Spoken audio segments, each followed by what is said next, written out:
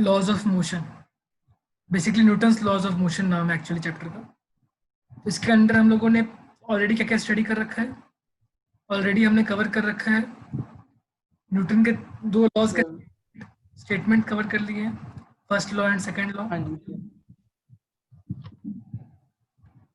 First जी law को law of inertia भी कहते हैं, एंड इसके अलावा हम लोगों ने yes sir, conservation of linear momentum cover किया है। हाँ जी sir. Conservation of linear momentum के दो एग्जांपल्स कौन कौन से थे जो लास्ट क्लास में डिस्कस किया था?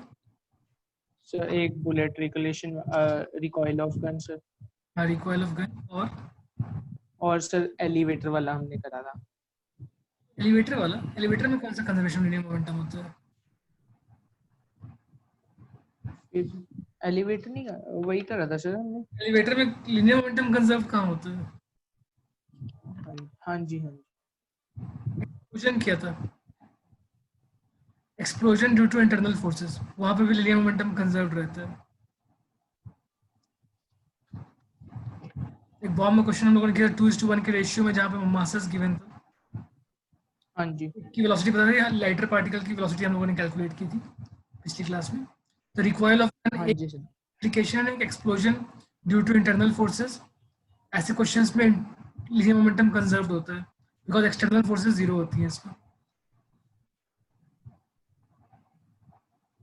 सिस्टम के इंटरनल फोर्सेस होते हैं, यहाँ पे एक्सटर्नल फोर्सेस नहीं होती, तो वहाँ पे लीनियर मोमेंटम कंजर्व्ड रहता है। ये करने के बाद हम लोगों ने सेकेंड लॉ के प्रॉब्लम्स करने, हाँ। सेकेंड लॉ के न्यूटन प्रॉब्लम्स। सेकंड लॉ में हमने वेट करा था, वेट ऑफ बॉडी। उसके बाद नॉर्मल नॉर्मल रिएक्शन हमने करा था। करेक्ट, वेट फोर्स को स्टडी किया था। सेकंड हम लोगों ने नॉर्मल रिएक्शन के थोड़े बहुत स्टडी किए थे। थर्ड हम लोगों हाँ ने जी, टेंशन के बारे में स्टडी किया था। हाँ जी, टेंशन। फिर फ्रिक्शन स्टार्ट करना है हम लोगों को, हाँ जी, फ्रिक्शन, एंड देन उसके बाद स्प्रिंग ब्लॉक सिस्टम करेंगे, मतलब बेसिकली स्प्रिंग फोर्स करेंगे, स्प्रिंग फोर्स। इसको करने के बाद फिर कुछ स्पेशल टाइप के मतलब सेटअप होते हैं जिसमें हमें क्वेश्चन सॉल्व करना होता है, तो उस पर हम लोग थोड़ा डिस्कशन कर लेंगे। स्प्रिंग पुली, ये पुली, स्प्रिंग पुली सिस्टम्स, एंड साथ में स्प्रिंग के भी कुछ होते हैं कंडीशंस, कुछ इंक्लाइंड प्लेन्स वगैरह होते हैं, तो वो सब हम लोग डिस्कस करते हैं इसके बाद। पहले फ्रिक्शन देख लेते हैं। Okay. Friction basic friction,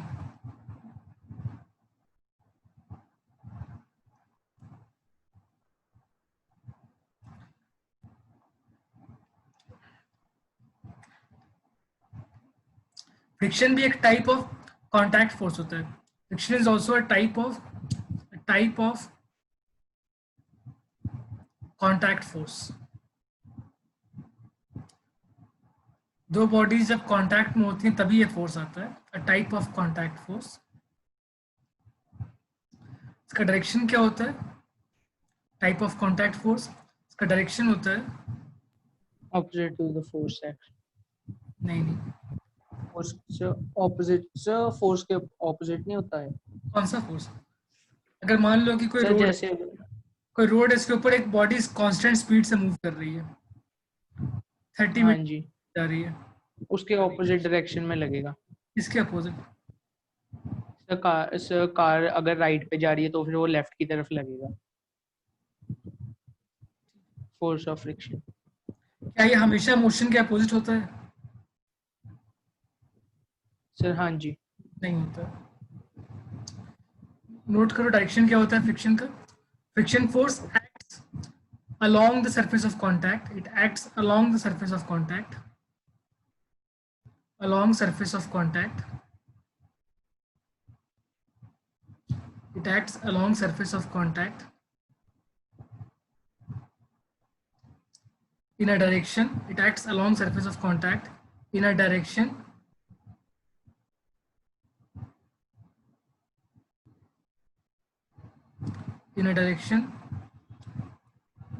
opposite to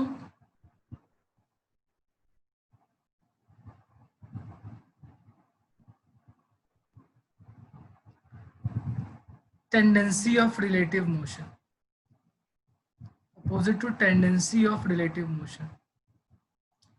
friction हमेशा अपोज करता है टेंडेंसी ऑफ रिलेटिव मोशन को। Friction always opposes tendency of relative motion, ये नोट कर लो। Friction does not oppose motion, it opposes the tendency of relative motion. Okay sir.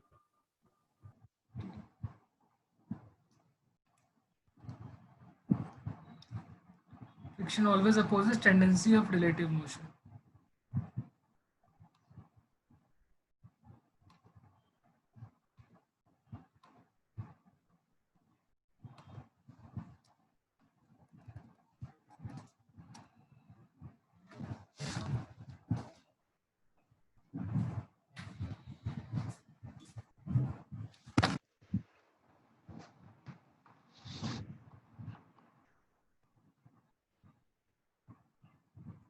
Sir कर लिया note.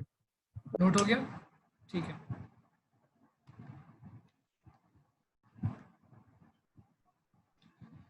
Friction की इस टेंडेंसी को हम लोग बाद में समझेंगे, पहले हम लोग देखते हैं कि फ्रिक्शन कितने टाइप्स के होते हैं। फ्रिक्शन एक फोर्स है जो कि अपोज करता है एक रिलेटिव मोशन की टेंडेंसी को। फ्रिक्शन मेनली 2-3 टाइप की कैटेगरीज में डिवाइड होता है।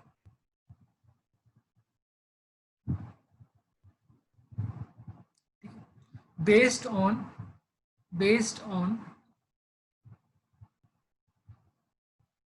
कि बॉडी मूव कर रहा है या नहीं, based on motion of body, कि जिस ऑब्जेक्ट को हम लोग स्टडी करना चाहते हैं वो मूव कर रहा है या नहीं, उस पर बेसिस पे हम लोग इसको 3 टाइप्स में डिवाइड कर सकते हैं, based on motion of body. या ऑब्जेक्ट, जिस ऑब्जेक्ट को स्टडी कर रहे हैं उसके मोशन में बेस्ड 3 टाइप का फ्रिक्शन होता है। एक होता है static friction,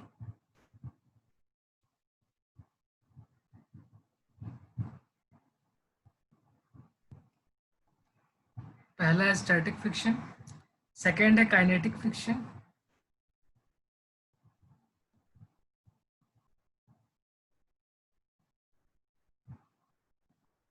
static friction, kinetic friction. Third है limiting friction.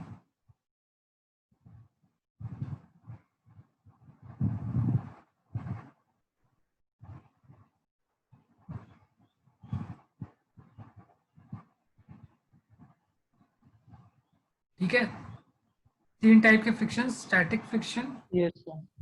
Kinetic friction and limiting friction. Static friction के केस में होता है object is at rest. Static friction में ऑब्जेक्ट इज एट रेस्ट,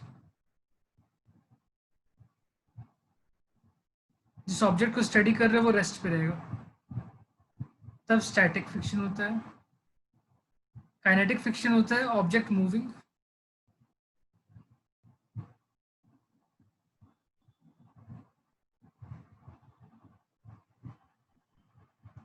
और लिमिटिंग फ्रिक्शन होता है object on the verge of motion. Object on the verge of motion, मतलब just थोड़ा सा और फोर्स बढ़ाओगे तो वो मूव कर जाएगा। On the verge of motion, just about to move, it is just about to move. Object on the verge of motion, just about to move. थोड़ा सा फोर्स एक्स्ट्रा लगाओ तो बस ऑब्जेक्ट मूव करना स्टार्ट कर देगा। Object is on the verge of motion. ठीक है, static friction, kinetic friction, limiting friction. Static friction होता है जब ऑब्जेक्ट रेस्ट पे हो, काइनेटिक फ्रिक्शन में ऑब्जेक्ट मूविंग हो, लिमिटिंग फ्रिक्शन में object is at the verge of motion, या फिर on the verge of motion भी बोल सकते हैं। Just about to move, object is just about to move.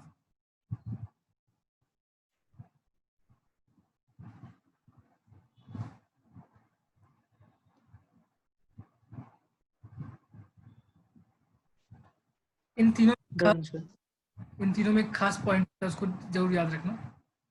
Static friction जो होता है वो होता है सेल्फ एडजस्टेबल फोर्स, ये टर्म याद रखना, सेल्फ एडजस्टेबल फोर्स, अपने आप को वो एडजस्ट कर सकता है, self adjustable force.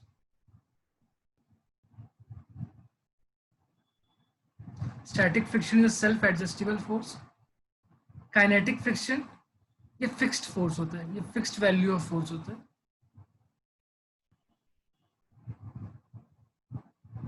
Kinetic friction में फिक्स्ड वैल्यू ऑफ फोर्स होती है। और लिमिटिंग वैल्यू की भी फिक्स्ड वैल्यू होती है, लिमिटिंग फ्रिक्शन की भी फिक्स्ड वैल्यू होती है, फिक्स्ड वैल्यू।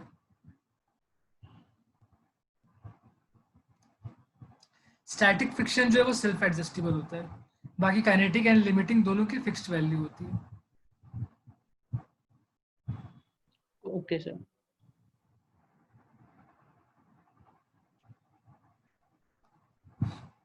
ठीक है, सर हो गया नोट।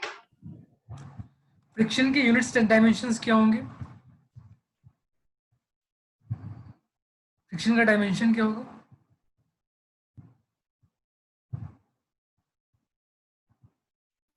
सर ये भी वो है ना, फोर्स ही है एक तरह का।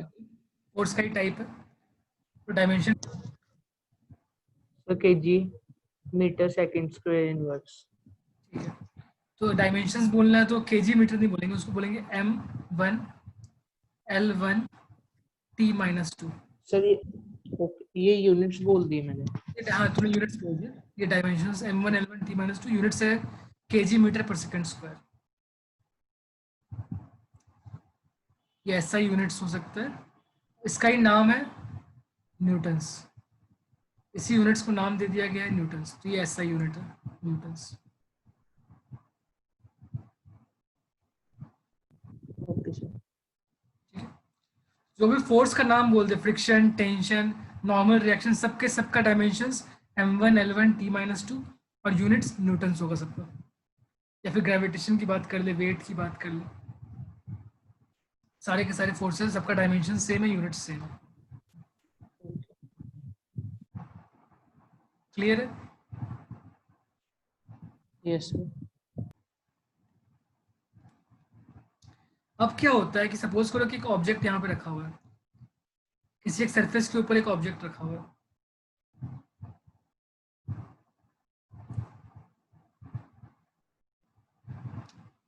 ऑब्जेक्ट का मास पता होगा हमें, मान लेते हैं कि ऑब्जेक्ट का मास 5 kg है। ठीक है, हम लोग क्या ऑब्जर्व करते हैं नॉर्मली कि अगर हम लोग ऑब्जेक्ट को पहले पुश करना स्टार्ट करें एक अप्लाइड फोर्स के साथ, एक अप्लाइड फोर्स लगा रहे हैं और ऑब्जेक्ट को हम लोग पुश कर रहे हैं, अप्लाइड फोर्स हम लोग लगा रहे हैं और ऑब्जेक्ट को पुश कर रहे हैं, अप्लाइड फोर्स को हम लोग स्लोली स्लोली इंक्रीज करते जाएंगे। पहले अप्लाइड फोर्स बहुत ही छोटी वैल्यू है, मान लो कितनी वैल्यू रखते हैं स्टार्टिंग में इसकी, बहुत ही छोटी 0.005 न्यूटन से रखते हैं, और धीरे धीरे इसको इंक्रीज करते जाते हैं, इसको इंक्रीज करते जाते हैं और लास्ट में बिल्कुल 70-80 न्यूटन 100 न्यूटन तक भी ले जाते हैं फोर्स को। क्या ऑब्जर्वेशन होगा, क्या ऑब्जर्वेशन होगा? मान लो ये एक्सपेरिमेंट कर रहे हो पहली बार, अभी तक फ्रिक्शन के बारे में हमें कोई नॉलेज नहीं है कि फ्रिक्शन क्या होता है, ये ऑब्जर्वेशन में ट्राई कर रहे हैं, क्या होता है वो हमें दिखाई देगा। अगर इस ऑब्जेक्ट को हम लोग पुश करना स्टार्ट करेंगे, शुरू में हम लोग देखेंगे जब बहुत छोटे फोर्स की वैल्यू है, बहुत नेग्लिजिबल फोर्स की वैल्यू से हम लोग स्टार्ट कर रहे हैं 0.005 न्यूटन, तब ऐसा देखा जाता है कि अगर सब कुछ बिल्कुल नॉर्मल जैसे होता है, ये एक रफ सरफेस है, नीचे का सरफेस जो है रफ सरफेस है, ठीक ठाक रफनेस है इसकी, ठीक ठाक सा रफ सरफेस एक है, यहाँ पे हम लोगों ने ऑब्जेक्ट को पुश करना स्टार्ट किया, ये देखा जाएगा कि स्टार्टिंग में जब बहुत ही कम फोर्स हम लोग अप्लाई कर रहे हैं 0.005 Newton, object will not move, object will not move. ये समझ में आया? स्टार्टिंग में जब बहुत ही कम फोर्स कर रहे हैं तो ऑब्जेक्ट विल नॉट मूव। अगर ऑब्जेक्ट नॉट मूव का कंडीशन आ रहा है, इसका मतलब होता है कि एक्सेलरेशन ऑफ द ऑब्जेक्ट कितना हो जाएगा, 0। अगर ऑब्जेक्ट मूव ही नहीं कर रहा तो उसका एक्सेलरेशन कितना हो जाएगा, 0। एक्सेलरेशन इसका मतलब ये निकलता है कि सारे जो फोर्सेस लग रहे हैं इसके ऊपर, फ्रंट एंड बैक जो फोर्सेस लग रही है, forces balance each other. Acceleration 0 कब होगा किसी ऑब्जेक्ट का, जब net external force is 0, forces balance each other, forces balance each other.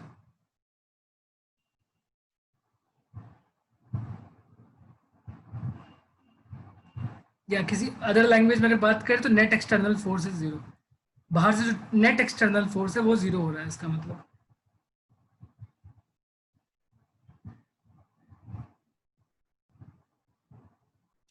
ये ऑब्जर्वेशन क्लियर है कि जब हम लोग बहुत कम अप्लाई फोर्स रख रहे हैं, बहुत ही नेग्लिजिबल फोर्स, बिल्कुल उंगली के टिप से तुम हल्का पुश कर रहे हो किसी भारी से ऑब्जेक्ट को, तो मूव नहीं करेगा।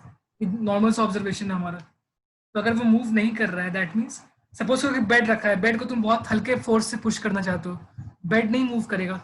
इसका मतलब क्या हो रहा है, तुम जो अप्लाई फोर्स कर रहे हो, बेड के ऊपर एक बाहर से फोर्स तो लग रही है, लेकिन ये कैंसिल आउट हो जा रही है। कोई और फोर्स लग रहा है जो इसको कैंसिल आउट कर रहा है। ये कौन सा फोर्स है? फोर्स ऑफ ये फ्रिक्शन है जो कि कॉन्टैक्ट सरफेस इस पे लगा रहा है। जो ग्राउंड के साथ ये कॉन्टैक्ट में, तो ग्राउंड इसके ऊपर एक फ्रिक्शन लगा रहा है जो तुम्हारे फोर्स को बैलेंस कर रहा है। ठीक है, अगर ये बैलेंस कर रहा है दैट मीन्स, अगर ये बैलेंस कर रहा है दैट मीन्स मूव तुम्हारे फोर्स, तुम्हारा जो अप्लाइड फोर्स है एंड जो फ्रिक्शन है, इन दोनों इज का इक्वल। सम जीरो है। अप्लाइड फोर्स एंड फ्रिक्शन का सम जीरो है, सर इक्वल भी होएगी। वेक्टर के रूप में। वेक्टर के रूप में अप्लाइड फोर्स एंड फ्रिक्शन का सम जीरो है। इसका मतलब कि जो फ्रिक्शन वेक्टर आ रहा है that is equal to minus of applied force. Minus दिखाता है कि अपोजिट डायरेक्शन है एंड मैग्नीट्यूड सेम है। इसका मतलब होता है कि opposite direction and equal magnitude.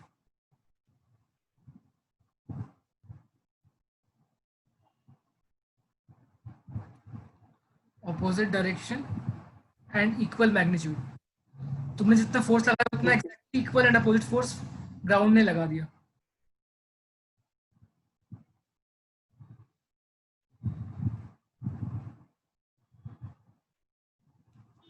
ये बात क्लियर है? हाँ जी। तो अगर तुम्हारा अप्लाइड फोर्स 0.005 न्यूटन था, 0.005 न्यूटन था अप्लाइड फोर्स, तो फ्रिक्शन की वैल्यू कितनी होगी और डायरेक्शन क्या होगा? इफ जो तो अप्लाइड फ्रिक्शन की वैल्यू सिर्फ ज्यादा आएगी। फ्रिक्शन की वैल्यू भी एक्जैक्टली सेम होगी, ज्यादा नहीं हो सकती कभी भी। फ्रिक्शन भी 0.005 न्यूटन है। अगर ज्यादा फ्रिक्शन हो जाएगी तब तो बॉडी वापस मूव करना स्टार्ट कर देगा। अगर बैक साइड फोर्स ज्यादा है तब तो बॉडी पीछे मूव करना स्टार्ट कर देगा। दोनों इक्वल अपोजिट होंगे तभी वो बैलेंस करेंगे। बैलेंस तभी करेगा जब बहुत इक्वल एंड अपोजिट फोर्सेस होंगे। लेकिन फिर आगे कब जाएगा, जब फोर्स अप्लाइड ज्यादा होएगा। जब अप्लाइड फोर्स फ्रिक्शन से ज्यादा हो जाएगी तब वो आगे मूव करना स्टार्ट कर देगा। वैसे मतलब ये फोर्स ऑफ फ्रिक्शन कभी भी ज्यादा नहीं होता है, हाँ, इससे फोर्स हमेशा ऑफ इक्वल फ्रिक्शन कभी होता भी है जो। अप्लाइड फोर्स से ज्यादा नहीं होगी। ओके। फोर्स ऑफ फ्रिक्शन जो आ रही है वो सिर्फ उसके टेंडेंसी को रोकने के लिए आ रही है। जब वो मूव करने की टेंडेंसी रखेगा तो उसको रोकने के लिए आएगी वो। तो वो कभी ओके। ज्यादा नहीं होगी, ज्यादा हो जाएगी तब तो उसको मूव करवा देगा फ्रिक्शन, वो पीछे की तरफ मूव करवा देगा, तो ऐसा नहीं होगा। ये समझ आ गया? तो यहाँ पे ऑब्जेक्ट मूव नहीं कर रहा है और यहाँ पे फोर्स की वैल्यू फ्रिक्शन के बराबर है और जस्ट अपोजिट डायरेक्शन से अपोजिट है इनके पास। ठीक है, ऐसे फ्रिक्शन को हम लोग बोलते हैं स्टैटिक फ्रिक्शन। ऐसे फ्रिक्शन को हम लोग बोलते हैं स्टैटिक फ्रिक्शन, जहां बॉडी रेस्ट पे रह जाएगा। अप्लाइड फोर्स होने के बाद भी ऑब्जेक्ट रेस्ट पे है। अप्लाइड फोर्स है लेकिन तब भी ऑब्जेक्ट रेस्ट पे है। अप्लाइड फोर्स होने के बाद भी ऑब्जेक्ट रेस्ट पे है, उसको हम लोग बोलेंगे स्टैटिक फ्रिक्शन। इसमें क्या होता है कि जो फ्रिक्शन की वैल्यू है वो निगेटिव ऑफ अप्लाइड फोर्स है। स्टैटिक फ्रिक्शन में क्या होता है कि फ्रिक्शन की value negative of applied force होती है। ये नोट कर लो। इसके लिए बहुत केयरफुल रहना, बिकॉज मैक्सिमम लोग स्टैटिक फ्रिक्शन में ही गलत करते हैं। काइनेटिक और लिमिटिंग तो बहुत सिंपल होता है, उसको सब लोग करेक्ट करेक्ट कर लेते हैं उसको, बस ये वाला बहुत लोग मिस्टेक करते हैं स्टैटिक फ्रिक्शन पे। इसमें क्लियर रखना।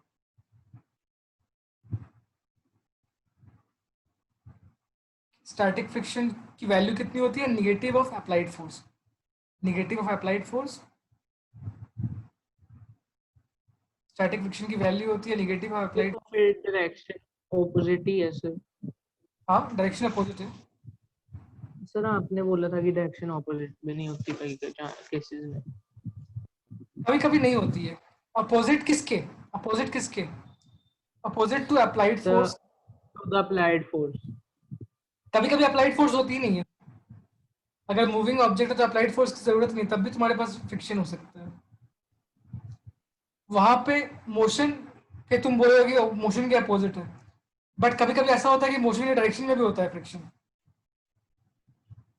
फ्रिक्शन कभी कभी मोशन के डायरेक्शन में भी होता है, कभी कभी मोशन के अपोजिट होता है, कभी अप्लाइड फोर्स के अपोजिट होता है, तो डिपेंड करता है, कंडीशन पे डिपेंड करता है, जनरल नहीं बोल सकते। जनरल स्टेटमेंट ये है कि always opposes the tendency of relative motion. तो वो थोड़े से एडवांस चीजें हैं, उसको हम लोग अभी तुरंत नहीं देखेंगे, तुम कंफ्यूज हो जाओगे। उसको थोड़ी देर के बाद पहले थोड़ा बेसिक कॉन्फिडेंस अपना बना लेते हैं, बेसिक अंडरस्टैंडिंग, फिर ओके सर।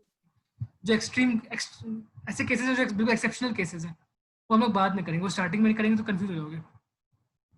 यहाँ तक बातें क्लियर है, स्टैटिक फ्रिक्शन क्या होता है? हाँ जी। अब हम लोग फोर्स को बढ़ाना स्टार्ट करते हैं, हम लोग फोर्स को बढ़ाना स्टार्ट करते हैं, बढ़ते बढ़ते बढ़ते बढ़ते फोर्स, सपोज करो कि थोड़ी देर के बाद हमने फोर्स की वैल्यू जो अप्लाइड फोर्स थी, अप्लाइड फोर्स को अब हम लोगों ने कर दिया, सपोज करो 2 न्यूटन्स, अप्लाइड फोर्स अब हम लोगों ने 2 न्यूटन रख लिया। अभी भी ऑब्जेक्ट रेस्ट पे है, हम लोगों ने अप्लाइड फोर्स को कर दिया 2 न्यूटन्स, और अभी भी ऑब्जेक्ट रेस्ट पे। इससे क्या समझ आया?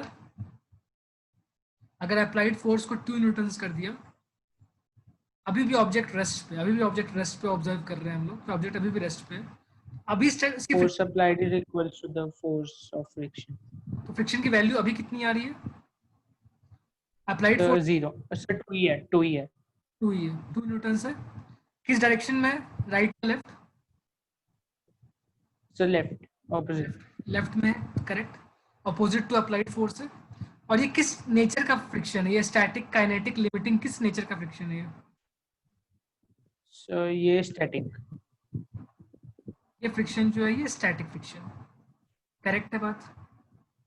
हाँ जी सर, एक मिनट नोट कर लूँ मैं जो लिखा। हाँ, नोट कर लो, आराम से नोट करो, और उसको अपने लैंग्वेज में थोड़ा एक्सप्लेनेशन भी, इसके एक्सप्लेनेशन भी लिखो, जो हाँ एक्सप्लेनेशन, जी सर, वही लिखा हुआ। बिकॉज ये काफ़ी थोड़ा कंफ्यूजिंग टाइप का है, इसमें बहुत लोग बहुत कंफ्यूज रहते हैं, उसको प्रॉपर्ली एक्सप्लेनेशन लिख दो।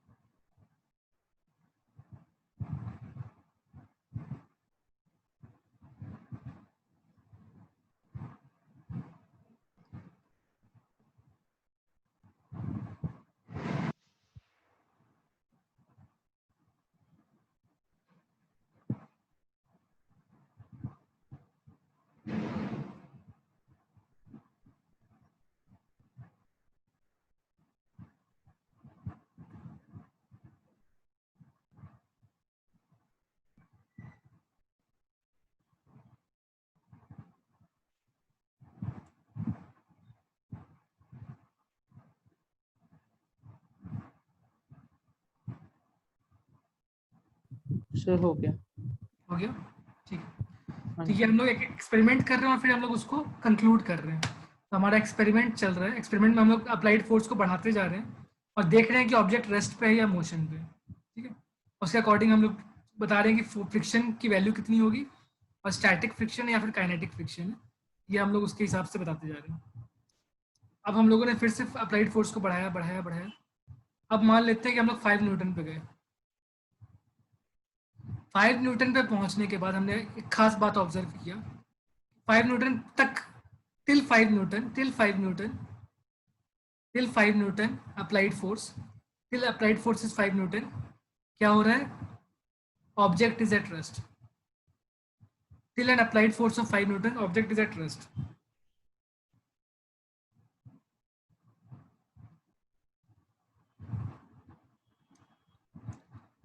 अभी क्या वैल्यू होगी फ्रिक्शन की, और डायरेक्शन क्या होगा?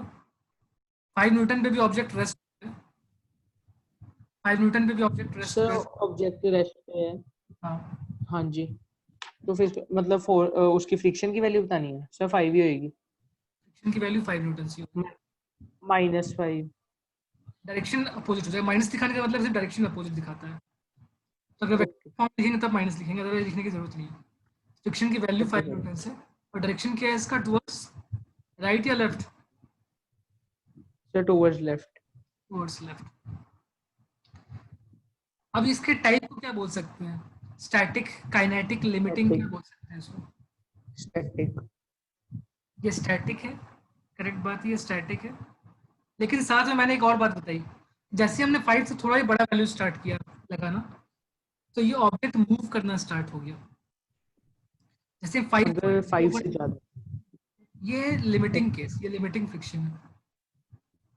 स्टैटिक भी है, लिमिटिंग भी है, ये दोनों है। ये स्टैटिक भी है और लिमिटिंग फ्रिक्शन भी है।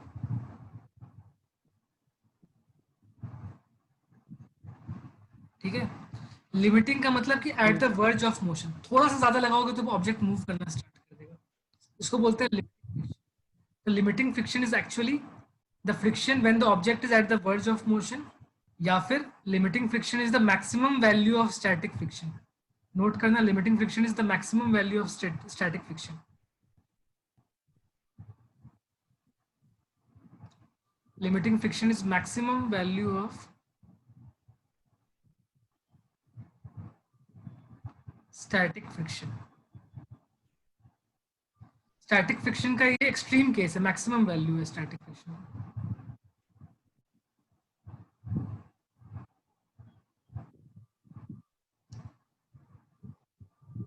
Okay sir.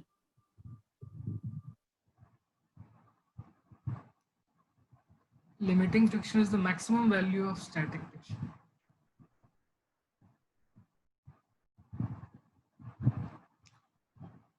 इस क्वेश्चन के लिए स्टैटिक फ्रिक्शन की वैल्यू कितनी आई? 5 न्यूटन्स के अराउंड की वैल्यू आई।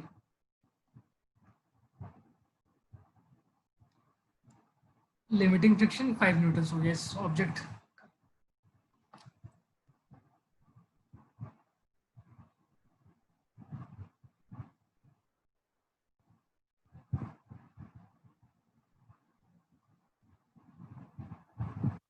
सर हो गया।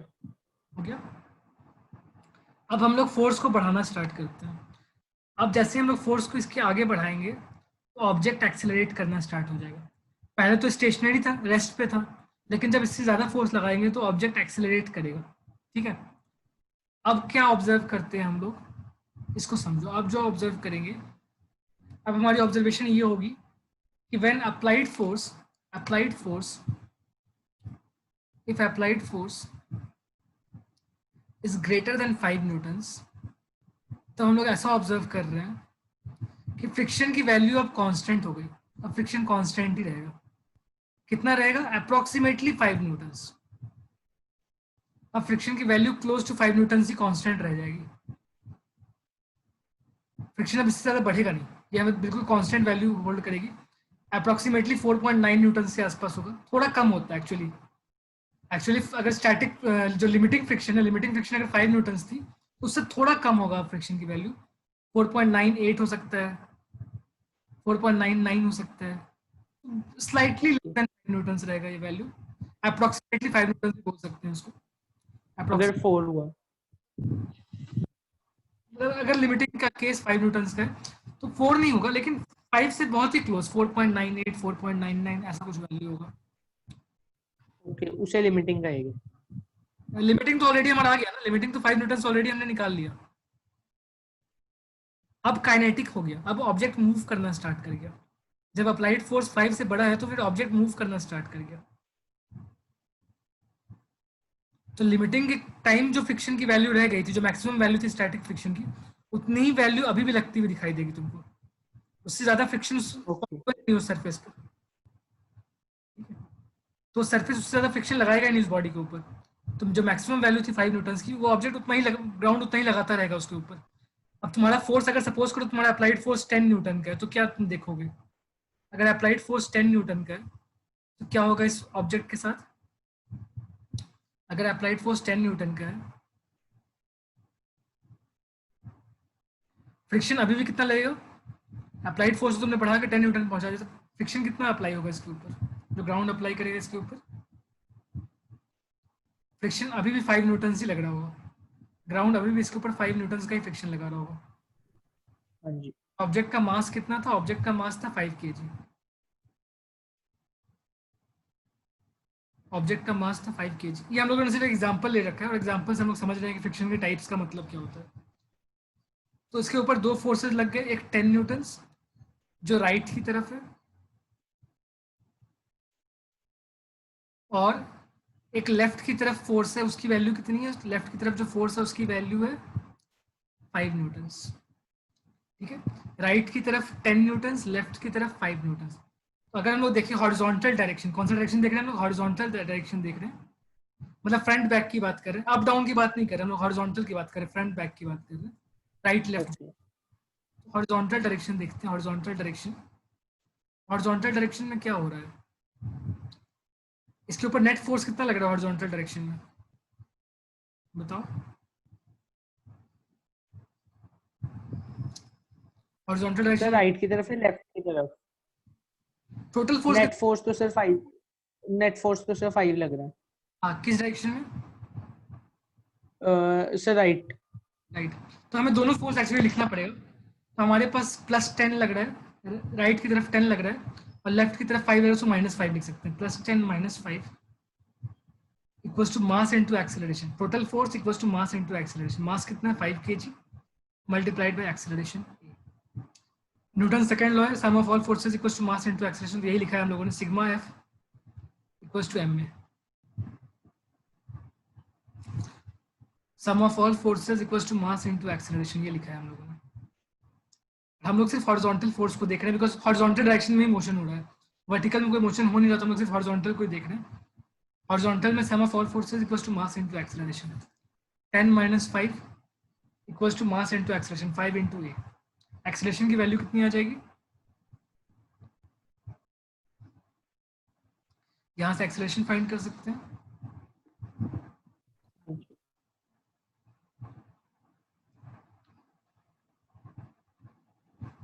बताओ एक्सेलरेशन क्या आ गया?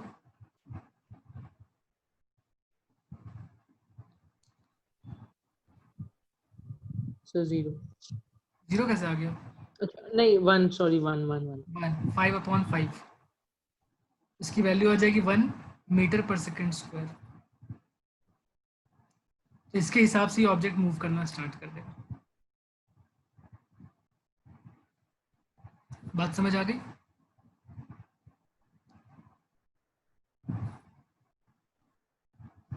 हाँ जी सर। ये मैं क्लियर कर सकता हूँ या नोट हो गया आप सारा कुछ यहाँ पे जो? सर हो गया ना। अब इसके बाद हमने इसी ऑब्जेक्ट के ऊपर जो नेक्स्ट अप्लाइड फोर्स रखा हम लोगों ने, वो रखा है हम लोगों ने, मान लो 25 न्यूटन का फोर्स लगाया है। कितना फोर्स लगाया है? 25 न्यूटन्स। अब क्या होगा? Acceleration, find the acceleration of the object and also find the friction force and nature of friction force.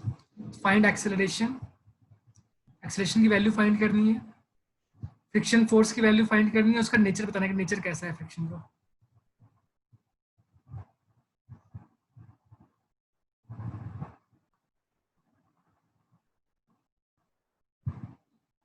Same object है, 5 kg वाला ऑब्जेक्ट जो हम लोग अभी तक डिस्कस कर रहे हैं, सेम ऑब्जेक्ट पे हम लोग कर रहे हैं वर्क। बताओ।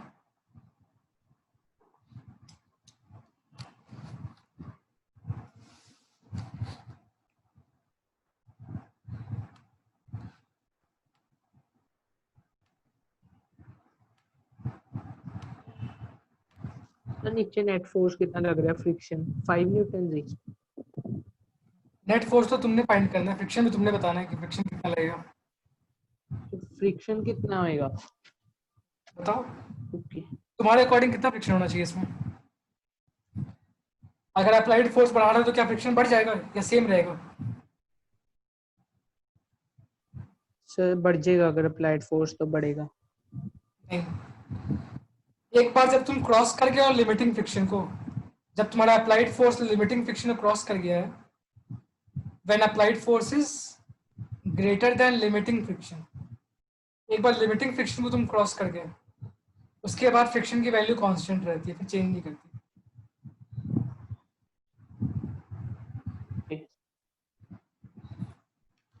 तो हमारे इस केस के लिए लिमिटिंग फ्रिक्शन की वैल्यू कितनी बता रखी थी हमें?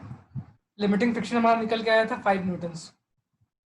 जो अप्लाइड फोर्स 25 है वो ग्रेटर देन 5 न्यूटन से, तो इस केस में भी ऑब्जेक्ट मूव करे, काइनेटिक फ्रिक्शन होगा, ऑब्जेक्ट मूव करेगा बट फ्रिक्शन की वैल्यू सेम रहेगी, फ्रिक्शन की वैल्यू 5 न्यूटन ही रहेगी। अब एक्सेलरेशन फाइंड करो। Okay.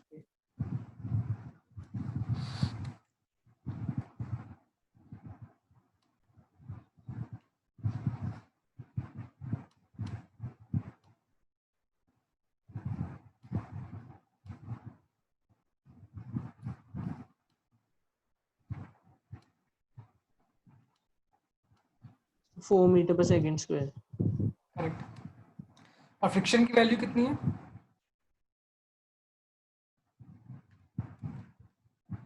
सो 5 न्यूटन।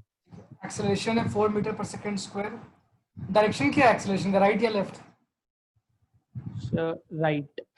राइट की तरफ, जिधर नेट फोर्स होगा उधर ही एक्सेलरेशन का भी डायरेक्शन होगा, तो राइट की तरफ होगा। एंड फ्रिक्शन की वैल्यू आ गई 5 न्यूटन्स, लेफ्ट या राइट? लेफ्ट। और नेचर कैसा है इसका, फ्रिक्शन का नेचर कैसा है? स्टैटिक। गलत। और या लिमिटिंग भी कह सकते हैं। ये काहे का लिमिटिंग है, तो एक्सेलरेट कर रहा है, मूव कर रहा है ये। वो काइनेटिक होएगी। हाँ काइनेटिक फ्रिक्शन है, जहाँ भी मोशन ओके। किया वो काइनेटिक फ्रिक्शन हो गया।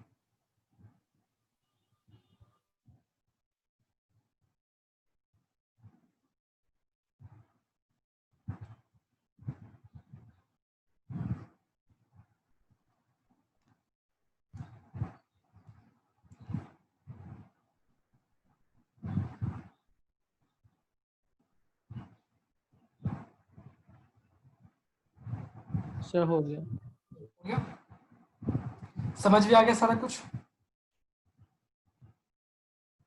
Yes sir. ठीक है, तो इस ऑब्जर्वेशन को हम लोग यहाँ पे लिख लेते हैं कि हमने क्या ऑब्जर्व किया। हमने ये ऑब्जर्व किया कि हमारे इस केस के लिए एक लिमिटिंग फ्रिक्शन की वैल्यू थी, हमारे इस क्वेश्चन में लिमिटिंग फ्रिक्शन थी, उसकी वैल्यू कितनी आई थी जहाँ पे ऑब्जेक्ट ने मूव करना स्टार्ट किया था, वो क्या था? लिमिटिंग फ्रिक्शन कितना था हमारे क्वेश्चन? हाँ 5 न्यूटन्स। सर, कौन सी? 5 Newton. This was the maximum applied force जब तक ऑब्जेक्ट रेस्ट पे था, इसके बाद ऑब्जेक्ट ने मूव करना स्टार्ट किया। ये वैल्यू बहुत इंपॉर्टेंट है, लिमिटिंग फ्रिक्शन बहुत इंपॉर्टेंट है।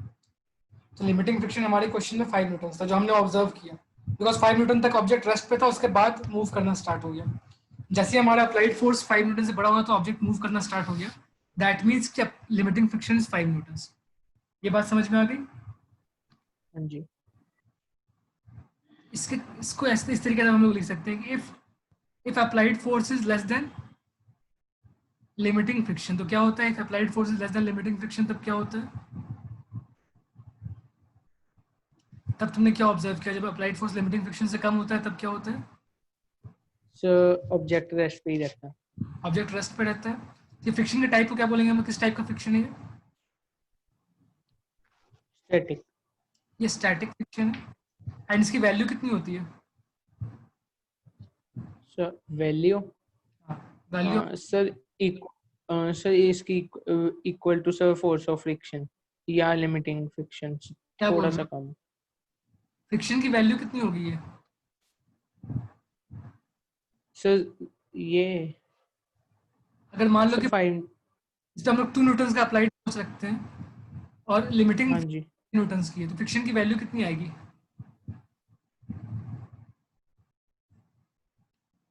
Sir 2।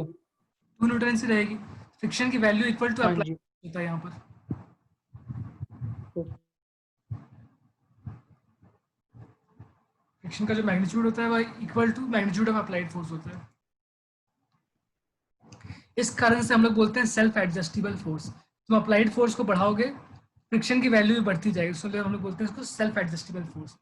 Static friction is self adjustable force, self adjustable या अपने आप को ये एडजस्ट करता रहता है, सेल्फ एडजस्टेबल।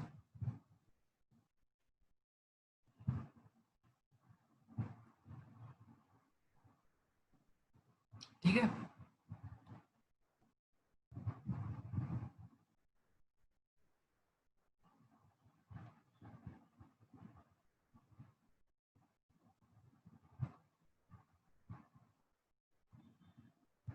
सर डन हो गया।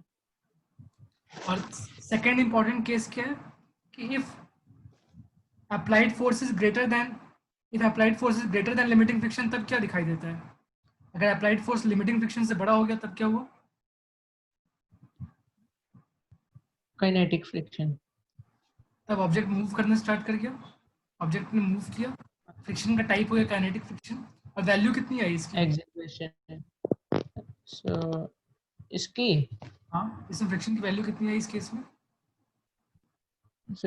सो मोर देन क्या लिमिटिंग फ्रिक्शन। मोर देन लिमिटिंग? ऐसा कब हुआ?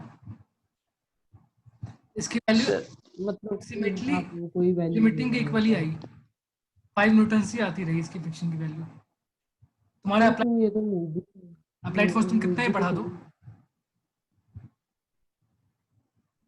भी तो वही वैसे थे फिर भी।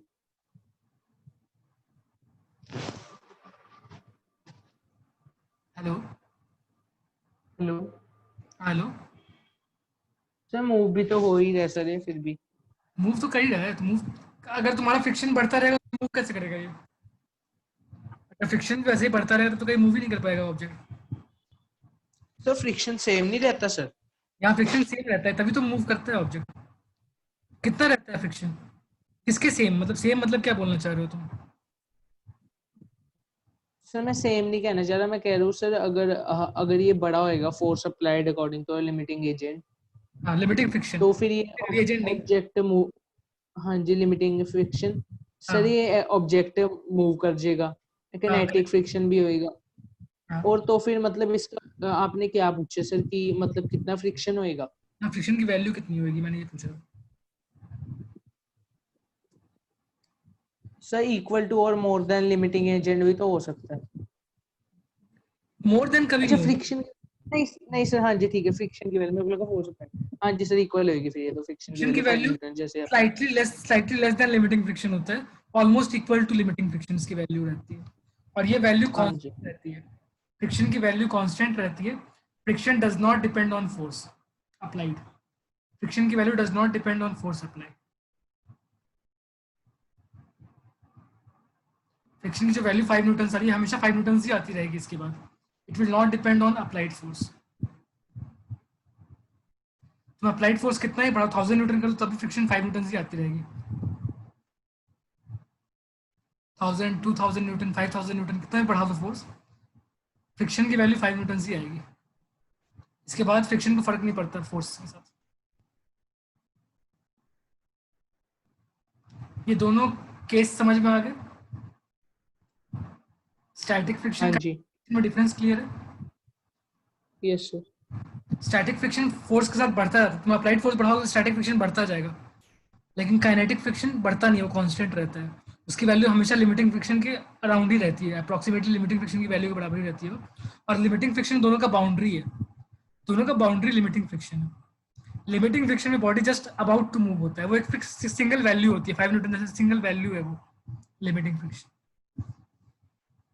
और सर ये फोर्स, सर ये वाले स्टैटिक फ्रिक्शन में जो आपने बताया, इसमें फ्रिक्शन की वैल्यू सब बदलती है या सेम ही रहती है इसमें भी? इसमें फ्रिक्शन की वैल्यू चेंज होती रहती है ना। जब तुमने 1 न्यूटन अप्लाई Yes, जब तुमने 1 न्यूटन अप्लाई किया तो फ्रिक्शन की वैल्यू 1 न्यूटन है। अगर तुम्हारा अप्लाइड फोर्स 2 न्यूटन है तो फ्रिक्शन की वैल्यू 2 न्यूटन है। अगर तुम्हारा अप्लाइड फोर्स 3 न्यूटन है तो फ्रिक्शन की वैल्यू 3 न्यूटन है। अगर तुम्हारी अप्लाइड फोर्स की वैल्यू 5 न्यूटन है तो फ्रिक्शन की वैल्यू 5 न्यूटन है। बट जैसे ही 5 के बाद बढ़ाना स्टार्ट करेंगे, 6 न्यूटन जाएंगे तो फिर वो फ्रिक्शन की वैल्यू तब 5 ही रहेगी, वो काइनेटिक हो गया उसके बाद। 6 7 8 का भी कर दो तो फ्रिक्शन की वैल्यू 5 ही मिलती रहेगी इसके बाद। ये पॉइंट क्लियर है? हाँ जी सर। ठीक, नोट कर लिया? हाँ जी सर कर लिया। अब इसके बाद एक ग्राफ होता है, ग्राफ ड्रॉ कर लो, graph between friction and applied force, graph between friction and applied force.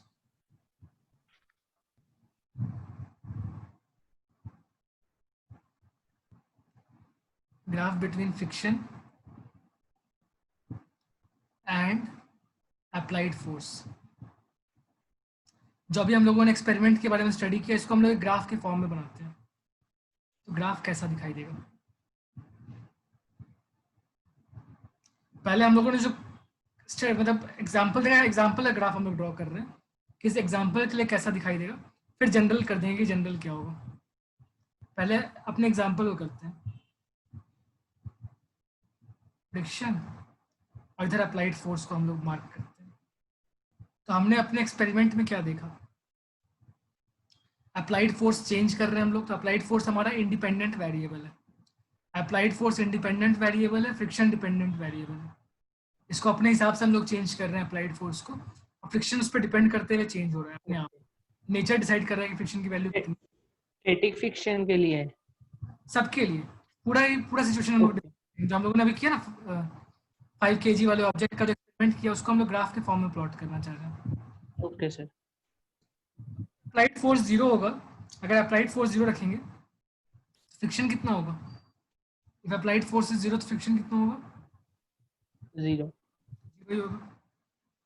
Next है कि इफ अप्लाइड फोर्स को हम लोगों ने 1 न्यूटन रखा है, फ्रिक्शन की वैल्यू कितनी होगी,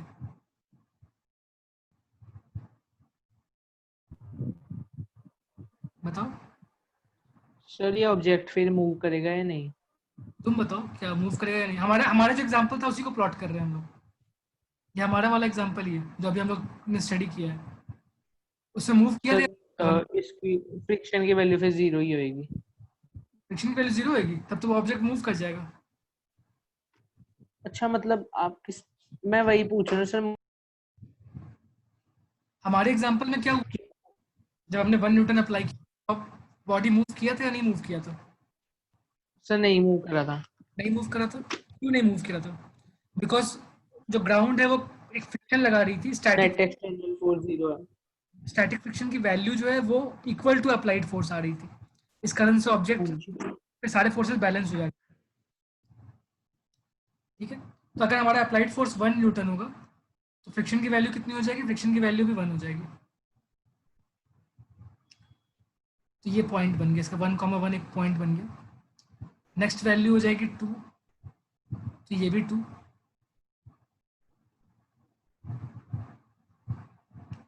ठीक है, 1 1 2 2 3 3 4 4 5 5 इस तरीके से ये ग्राफ प्लॉट हो जाएगा।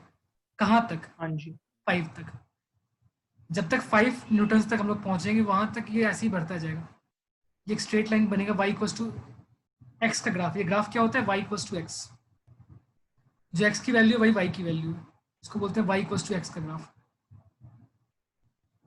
ये ग्राफ है y इक्वल्स टू एक्स का ग्राफ, चाहे x एंड y की वैल्यू सेम आ रही है, 1 1 2 2 3 3 4 4 5 5। लास्ट पॉइंट यहाँ पे 5 5 पे हम लोग पहुंचते हैं। जब अप्लाइड फोर्स की वैल्यू 5 है, जब अप्लाइड फोर्स की वैल्यू 5 है तो फ्रिक्शन की वैल्यू भी कितनी है, फ्रिक्शन की वैल्यू भी 5 है।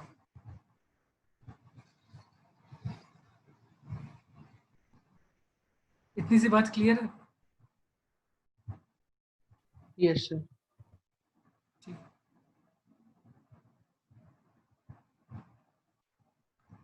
तो अप्लाइड फोर्स 5 तो फ्रिक्शन भी 5, 5,5 वो पॉइंट आ गया।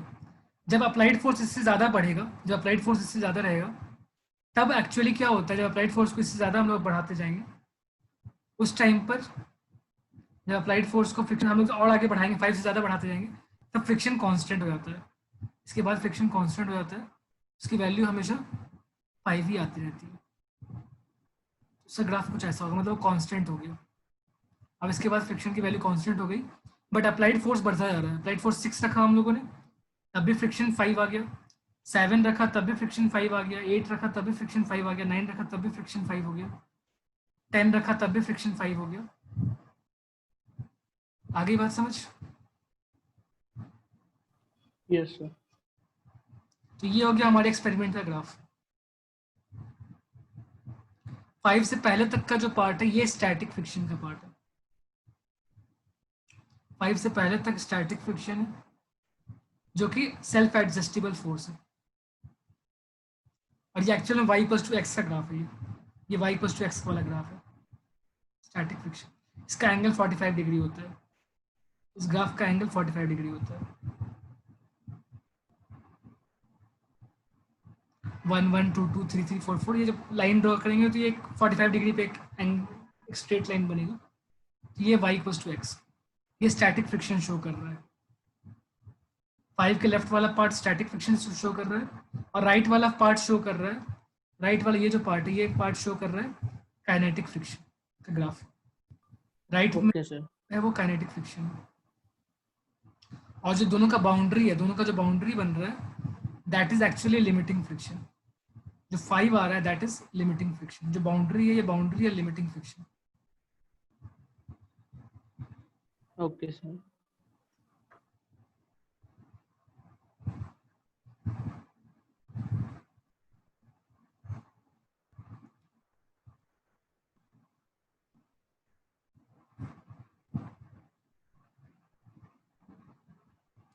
अब ये कंडीशन क्लियर है? अब तो कोई डाउट नहीं है फ्रिक्शन पे? ये स्टैटिक, सर क्लियर है। स्टैटिक लिमिटिंग काइनेटिक ये पूरा क्लियर होना चाहिए।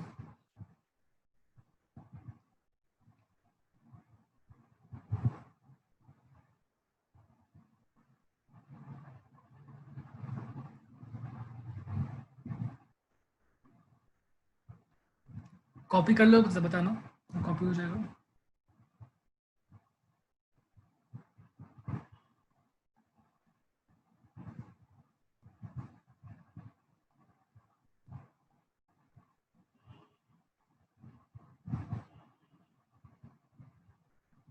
सर हो गया। अब मैं तुम्हें ज़्यादा जनरल ग्राफ ड्रॉ करती हूँ। ये तो हमारे कंडीशन के लिए ग्राफ था, ये हमारे कंडीशन का ग्राफ था। अब अगर हमें जनरल एग्जाम में बोलेंगे तो हम लोग कैसे ड्रॉ करेंगे? Graph between applied force and friction. Graph between applied force and friction अगर हमें एग्जाम में ड्रॉ करने को बोला जाएगा तो कैसे हम लोग ग्राफ ड्रॉ करना होगा? तो हम लोग 5 न्यूटन शो नहीं करेंगे, हम लोग कोई वैल्यू शो नहीं करेंगे, हम लोग सिंपली एक ग्राफ ड्रॉ करेंगे। Okay sir. ये ग्राफ कुछ ऐसा दिखाई देगा। सर पहले कौन से क्वेश्चन के अकॉर्डिंग सर? हम लोग अप्लाइड फोर्स वर्सेस फ्रिक्शन का जनरल ग्राफ ड्रॉ कर रहे हैं। जनरली अगर अप्लाइड ओके। फ्रिक्शन का ग्राफ ड्रॉ करना है तो कैसे ड्रॉ करेंगे? ठीक है, हाँ जी सर। डायरेक्टली कि मतलब draw graph between applied force and friction तो कुछ ऐसा दिखाई देगा ग्राफ, ये ऐसा बनेगा। इसके बाद थोड़ा सा डॉटेड हल्का किंक सा दिखाई देंगे नीचे की तरफ, स्लाइट किंक। एंड इसके बाद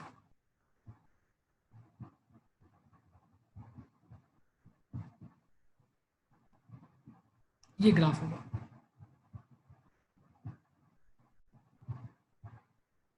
ये स्ट्रेट लाइन है पैरेलल टू एक्स एक्सिस। पहले 45 डिग्री पे एक लाइन है, फिर एक्स एक्सिस के पैरेलल एक लाइन है। स्लाइटली इसकी वैल्यू स्लाइटली लोअर होती है, डिफरेंस बहुत कम होता है बट स्लाइटली लोअर होती है इसकी वैल्यू। अगर ये 5 न्यूटन की वैल्यू होगी तो ये 4.99 4.98 ऐसा कुछ होगा। तुम्हें दिखाई दे रहा है? कोई डाउट हो रहा है?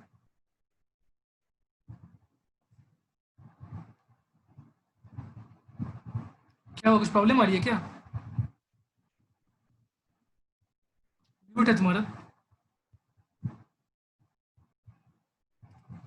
तुम्हें कोई प्रॉब्लम आ रही है क्या यहाँ तक?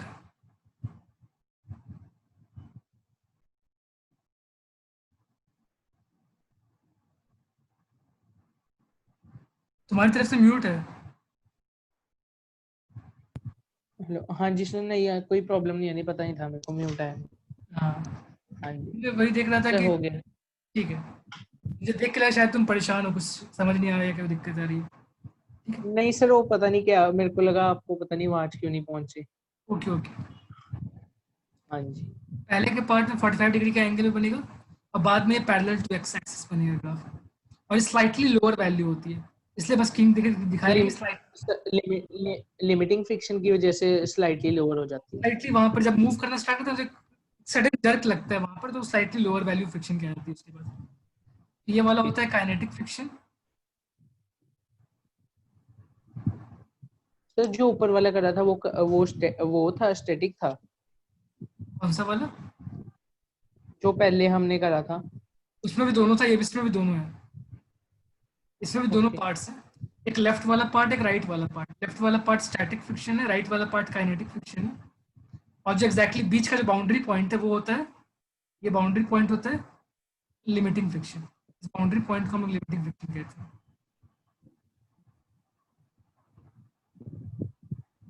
ये जो बाउंड्री पॉइंट है, this is limiting friction.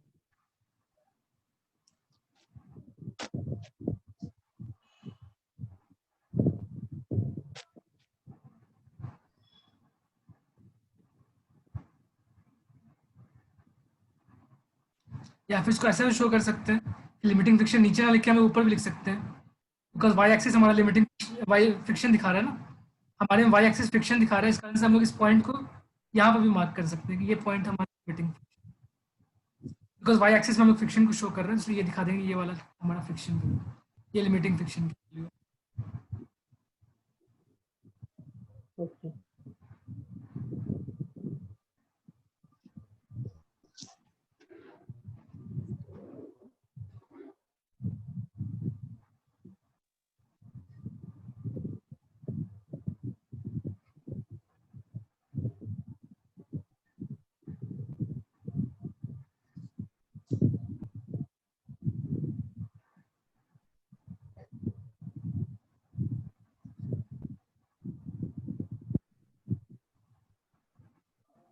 Sir हो गया नोट।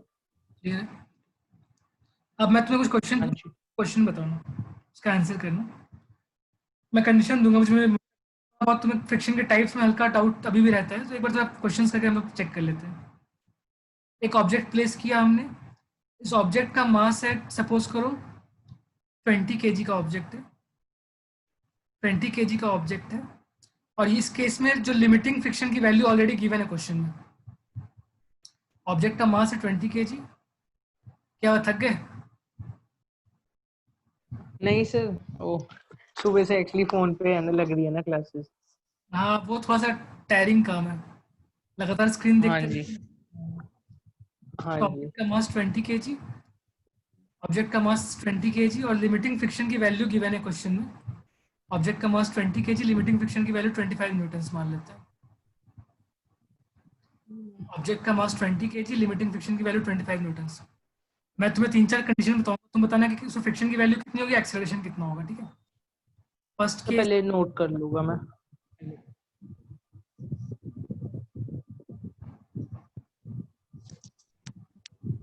सर इसमें क्या बताना क्या है सर इसमें? इसमें तुम्हें मैं केसेस बताऊंगा, डिफरेंट डिफरेंट केसेस बताऊंगा, तुम बताना कि उसमें क्या फ्रिक्शन की वैल्यू क्या होगी, एक्सेलरेशन क्या होगी। तुमसे पूछना ओके। चाहिए फ्रिक्शन की वैल्यू क्या है, एक्सेलरेशन क्या है, और नेचर ऑफ फ्रिक्शन कैसा है। Okay sir. फ्रिक्शन की वैल्यू क्या है, एक्सेलरेशन की वैल्यू क्या है, नेचर कैसा है फ्रिक्शन का, ये 3 चीजें तुम्हें बतानी है। Applied force is 10 newton. Second case है, if applied force is 20 newtons. Third case है, if applied force is 25.1 newtons. Fourth case है, if applied force is 100 newtons. ये 4 केसेस कर दो तो क्लियर हो जाएगा, तुम्हें समझ आया नहीं अब तक बेसिक्स। हर केस में तुम्हें फ्रिक्शन एंड एक्सेलरेशन फाइंड करना है एंड नेचर ऑफ फ्रिक्शन बताना है।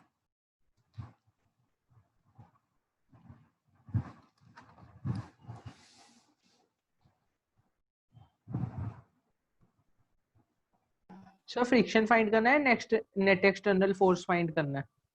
एक्सेलरेशन के लिए तो वो भी फाइंड करना पड़ेगा। अच्छा, मतलब हाँ जी सर। तो वहां तो मुझे नेट नेट फोर्स चाहिए होगा। ऐसे में फ्रिक्शन हाँ जी। फाइंड करना है, एक्सेलरेशन और नेचर फाइंड करना है। Friction, acceleration, okay. नेचर, 3 चीजें पूछी गई है। ट्राई करो।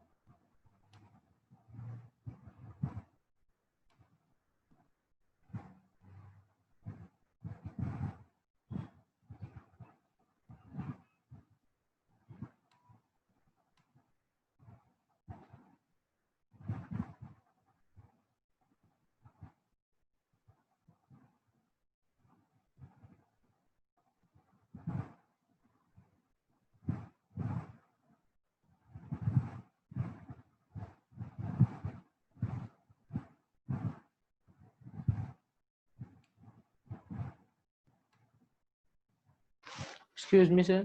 हाँ बोलो। सर फर्स्ट में तो सर आपने जैसे पहले बोला था सर, ये जो वो होएगा sir, force of friction is equal, हमेशा अप्लाइड फोर्स के इक्वल होएगा, लेकिन इसमें तो सर लिमिटिंग वो फ्रिक्शन सर 25 न्यूटन दिया हुआ है and applied force sir 10 Newton है। हाँ, सर ज्यादा नहीं है सर फ्रिक्शन अप्लाइड फोर्स से? फ्रिक्शन नहीं है, लिमिटिंग फ्रिक्शन फ्रिक्शन नहीं होता है, वो बाउंड्री वैल्यू है। Limiting friction is the boundary value. इससे कम तक ऑब्जेक्ट रेस्ट पड़ेगा, इसके बाद ऑब्जेक्ट मूव करना स्टार्ट करेगा। Limiting friction is actually the maximum possible value of static friction. Limiting friction क्या होता है? Is the maximum possible value of static friction. तो तुम्हें वो बता रखा है कि कितनी मैक्सिमम वैल्यू तक पॉसिबल है स्टैटिक फ्रिक्शन की। तो फिर अगर इसमें फोर्स अप्लाइड सर, इसमें हमें 10 दिया हुआ है, हाँ, तो फिर इसमें फ्रिक्शन भी 10 ही होएगा? फ्रिक्शन भी 10 ही होगी। ओके।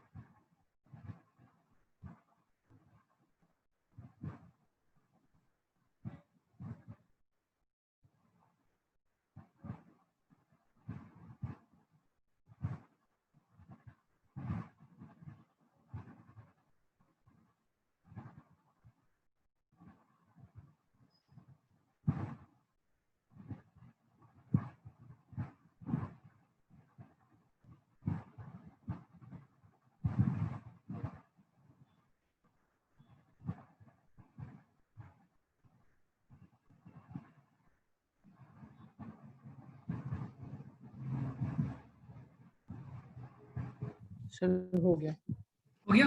आंसर बताना, क्या क्या आंसर आया। सर पहले वाले में तो सर एक्सेलरेशन 0 होगी। करेक्ट। नेचर कैसा है फ्रिक्शन का? सर एंड सर स्टैटिक है। ठीक है। सर एंड सेकंड वाले में भी सर एक्सेलरेशन 0 ही होगी, डोंट मूव। हाँ, एंड इसका नेचर भी स्टैटिक ही है। फ्रिक्शन की वैल्यू कितनी है? सर फ्रिक्शन की वैल्यू सर इसमें से इसकी 20 होगी। ठीक है। थर्ड केस में? एंड सर थर्ड केस में सर नेट एक्सटर्नल फोर्स तो सर 0.1 आ जाएगा। ठीक है। फ्रिक्शन कितना होगा एंड फ्रिक्शन? अगर सर इसमें फ्रिक्शन होएगा सर, इसमें 25 होएगा फ्रिक्शन। ठीक है। तो करेक्ट। फिर ये हो जाएगा लिमिटिंग फ्रिक्शन होएगा ये। नहीं नहीं, ये भी kinetic friction, because sir acceleration नहीं, क्योंकि थोड़ा सा आगे नहीं जा रहा सर ये थोड़ा सा आगे आया तो, acceleration.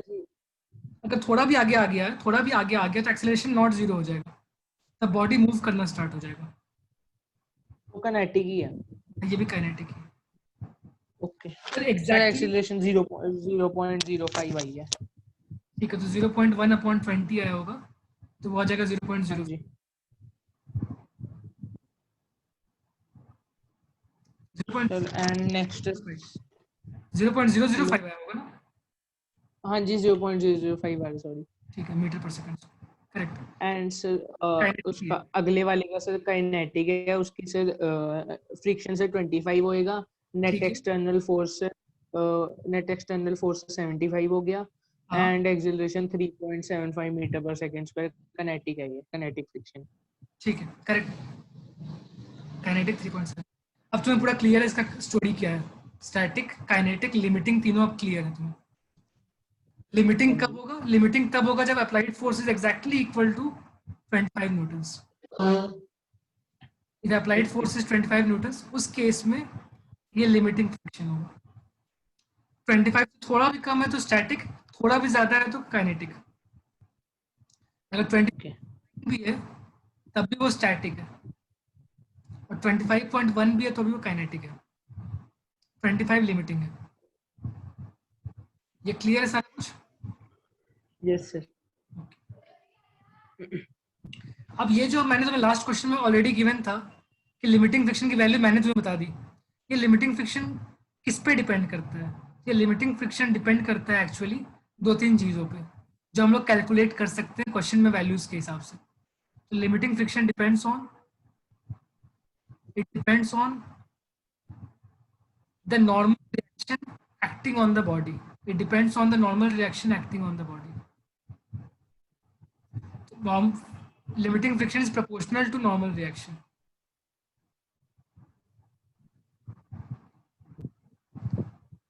Limiting friction is proportional to normal reaction.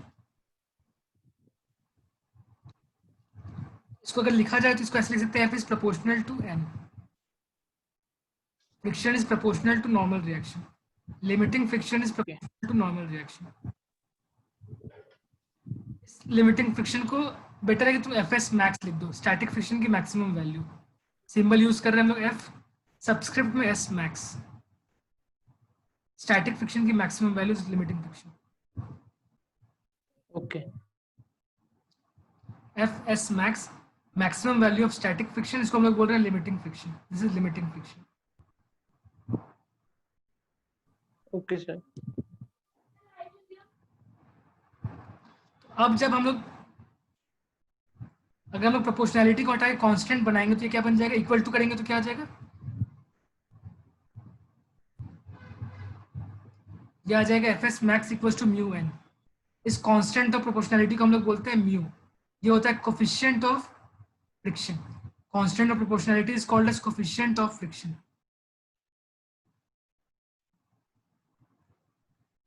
Constant of okay sir. proportionality is called as coefficient of friction, mu.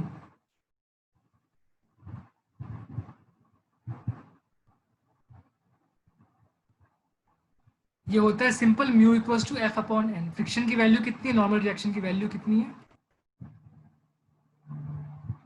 कौन सा फ्रिक्शन? स्टैटिक फ्रिक्शन की मैक्सिमम वैल्यू। क्लियर है? इसको म्यू एस भी बोल सकते हैं, इसको म्यू एस भी बोल सकते हैं। म्यू एस लिखते हैं इसको कि स्टैटिक फ्रिक्शन का कोफिशिएंट ऑफ स्टैटिक फ्रिक्शन है, coefficient of static friction, coefficient of static friction. Mu S equals to F S max upon N, coefficient of static friction. Note कर लो ये।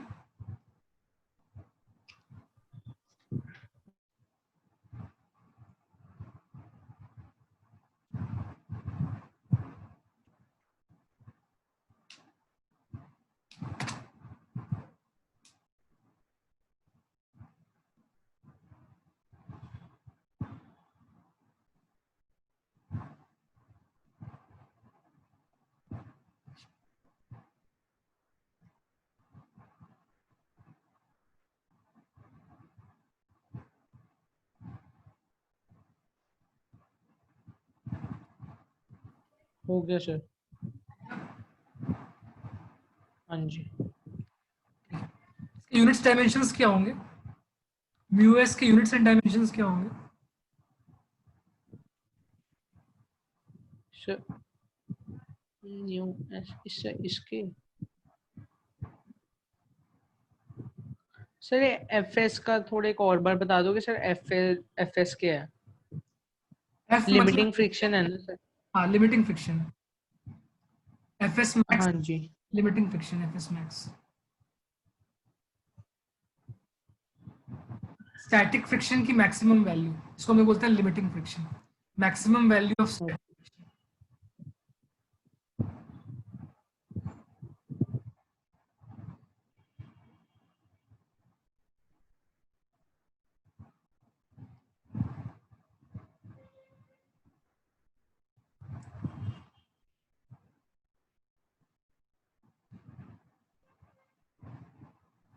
सर इसकी डायमेंशंस कैसे क्या होएगी सर? तुम बताओ, तो मैंने तुमसे पूछा। सर एफ एस मैक्स की सर, न्यूटन की तो हो जाएगी सर एफ एस मैक्स की। न्यूटन की नहीं, वो नीचे नॉर्मल रिएक्शन है, नीचे एन वो नॉर्मल रिएक्शन और एफ अच्छा नॉर्मल, हाँ जी वो नॉर्मल रिएक्शन है। Limiting friction upon normal reaction. Limiting friction भी फोर्स ही है, लिमिटिंग फ्रिक्शन भी एक हाँ फोर्स, जी, उसका भी क्या हो जाएगा m1l1t-2। M1L1T-2 और नॉर्मल रिएक्शन क्या है, वो भी एक फोर्स है। फोर्स है सर, दोनों कट हो जाएगी या तो। दोनों कट हो जाएगा तो डायमेंशन आएगा m0l0t0, हाँ जी, कुछ भी नहीं आएगा। तो डायमेंशन ऑफ म्यू हो जाएगा m0l0t0। उसके यूनिट्स में कुछ भी नहीं, यूनिटलेस होता है। Mu is unitless and dimensionless. हाँ जी, coefficient of friction is unitless and dimensionless. ये क्लियर है? हाँ जी सर। सारा कॉपी हो गया? Yes sir. Coefficient of friction is unitless and dimensionless. अब ये म्यू होता क्या है, ये म्यू म्यू क्या बतलाता है? म्यू बतलाता है सरफेस की रफनेस कितनी है। ये रफनेस ऑफ सरफेस बताता है कि रफनेस कितनी ज्यादा है सरफेस की। जितनी ज्यादा म्यू उतनी ज्यादा roughness of surface.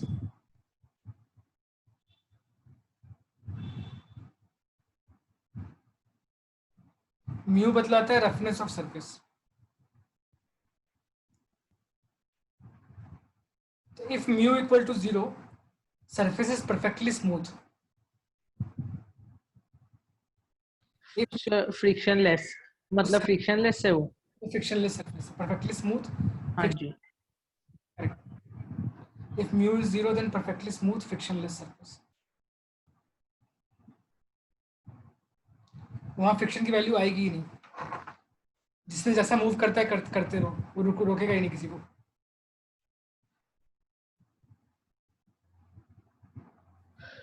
Okay sir.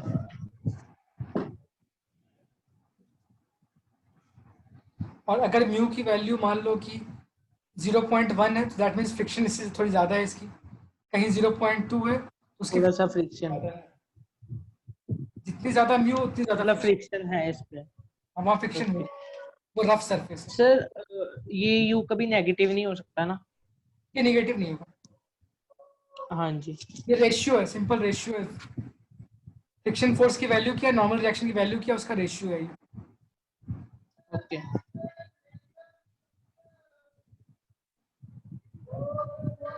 Pronounce करते हैं कैसे, इसको प्रोनाउंस करते हैं म्यू, और लिखते हैं ऐसे। इस यू का एक टेल होगा, इसको प्रोनाउंस करते हैं म्यू।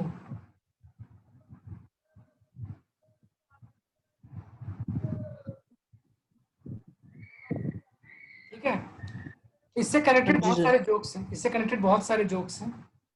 तुमने वो वीडियो देखा एच सी वर्मा सर का interview, a day with H C Verma, तुमने देखा है? जो आपने जो नहीं आपने वो नहीं, पहले दी थी सबसे पहले। वो नहीं।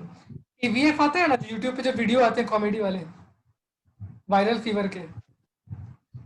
तो ये पैरोडी टाइप का था, ये मतलब एक्चुअल इंटरव्यू नहीं था, बस कॉमेडी सा एक वीडियो बना रखा था। A day with H C Verma, day with R D Sharma, ऐसे वीडियोज हैं उनके। तो बहुत इंटरेस्टिंग सा, मतलब बहुत सही कॉमेडी है उसमें। तो उसमें वो एक्चुअली एक उसका जो नौकर होता है ना, एच सी वर्मा का जो सर्वेंट होता है, उसका नाम रखते हैं वेक्टर। ओके का नाम रखते हैं वेक्टर। और वो सर्वेंट एक्चुअली पोछा मार रहा होता है। पोछा मारने के बाद वहां पे एक बोर्ड लगा देता है उसका, उनका सर्वेंट, उस पर लिखता है म्यू इक्वल टू 0। तो H C Verma sir room में घुसते हैं, फिर अपने सर्वेंट को डांट के बोलते हैं कि तुमने ये झूठ क्यों लिखा है, अगर ये 0 था तो मैं चल कैसे रहा हूँ, मैं गिर। तो फिर वो चेंज करके उसको 0.1 लिखता है। उसके बाद सर्वेंट जो है ना, उनका सर्वेंट, तो उनके सर्वेंट का एक्चुअली क्या होता है कि उनके सर्वेंट का वो सैलरी हमेशा जीरो होता है। बताओ क्यों? उसको वो सब कभी सैलरी नहीं देते सर्वेंट को। ऐसा क्यों? अच्छा। क्योंकि वो जहां से स्टार्ट करता है ना, अपने बेड से स्टार्ट करता है दिन में, और रात में वापस बेड पे चला जाता है। तो डिस्प्लेसमेंट कितना हुआ? Displacement zero. Displacement zero. अगर डिस्प्लेसमेंट जीरो होगा हाँ तो जी। वर्क डन जीरो होता है, हाँ जी। क्योंकि work done force and displacement पे डिपेंड करता है। अगर डिस्प्लेसमेंट इज जीरो तो वर्क डन इज जीरो, तो इसलिए सैलरी जीरो। ठीक है? एक तो ये ये बड़ा सही है। इंटरेस्टिंग था उसका। उसके बाद एक और बड़ा इंटरेस्ट, जो बंदा इंटरव्यू ले रहा होता है ना, तो वो उनसे पूछता है कि सर आपके स्कूल टाइम पे आपकी कोई क्रश वगैरह होगी? तो बोलते हैं कोई फोटो वगैरह है उसका? तो वो कहते हैं कि हाँ फोटो है। उसके पिक में ना एक्चुअली जब रखते हैं वो पिक, पिक में एक्चुअली दो डायग्राम होता है। एक नीचे लिखा होता है M1G, ऊपर लिखा होता है नॉर्मल रिएक्शन N1, दूसरे में लिखा होता है M2G, और ऊपर लिखा होता है N2।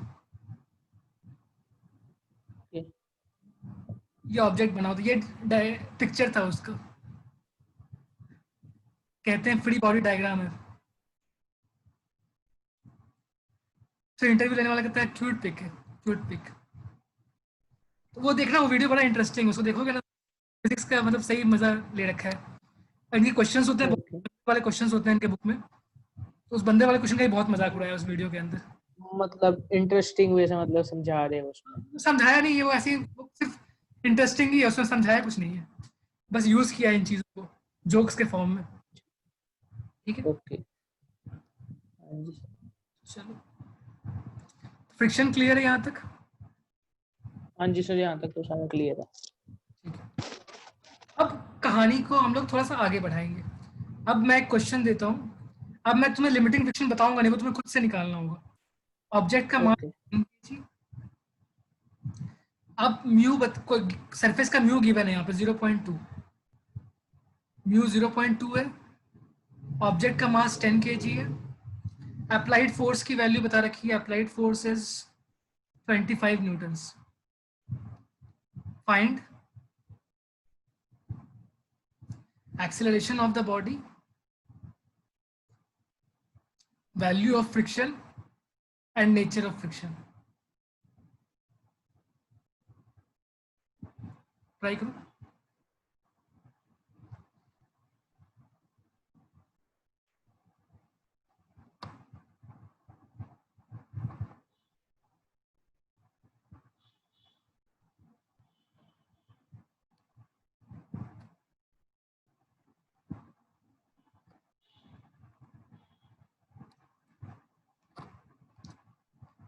जो अभी तुरंत हमने पढ़ा है वो यहाँ पे यूज करना है तुम्हें।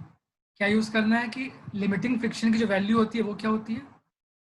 एफ एस मैक्स, जो लिमिटिंग फ्रिक्शन होता है उसकी वैल्यू होती है इक्वल टू म्यू एन। तुम्हें ये यूज करना है। पहले तुम्हें नॉर्मल रिएक्शन फाइंड करना होगा, फिर म्यू एन यूज करके तुम्हें लिमिटिंग फ्रिक्शन फाइंड करना है, फिर उससे चेक करना है कि बॉडी मूव करेगा या नहीं करेगा।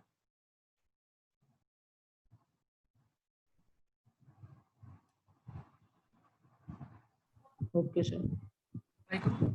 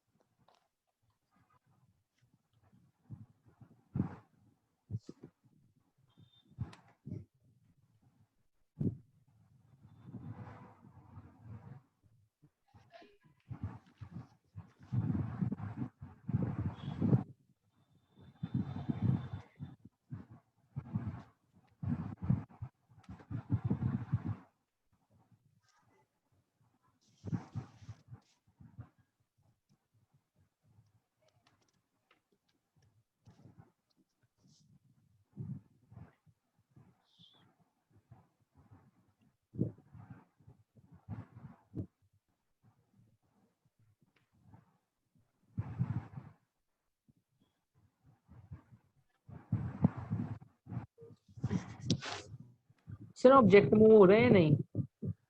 तो तुम बताओगे, तो तुमने डिसाइड करना है कि ऑब्जेक्ट मूव करेगा या नहीं।